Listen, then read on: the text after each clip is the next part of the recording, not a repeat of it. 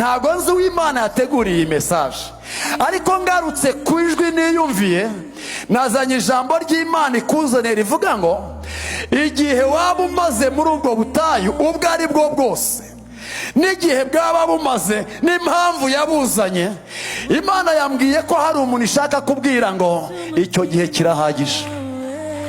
icyo gihe kirahagije. Ntabwo nzi uwo ari we, sinzi uwo ari we, nawe urabizi ko ntabizi niba ari wowe. Sinzi situation yawe, ntabwo nzi niba ari mu by'akazi aho ukorera uteraganwa buri munsi, ntabwo nzi niba ari diplome imaze imyaka 8 ibitse neza kandi ifite amanota meza nta kazi, ntabwo nzi niba ari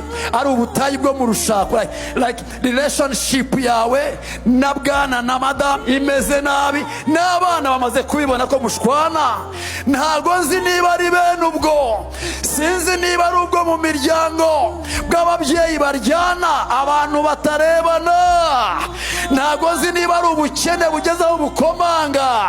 ntabwo nzi niba ari ibiyobyabwenge byaguhejeje, sinzi ubutayu wizirinzemo, ariko ijuru ryambwiye ngo iri jambo pastori si iryawe,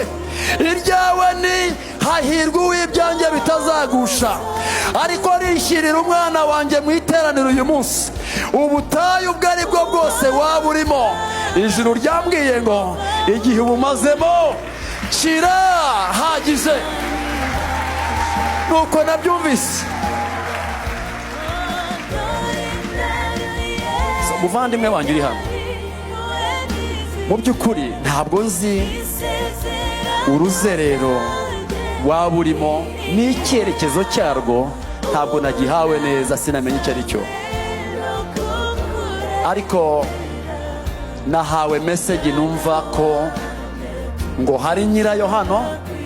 ivuga ko igihe waba umaze muri urwo ruzerero rw'ubutayu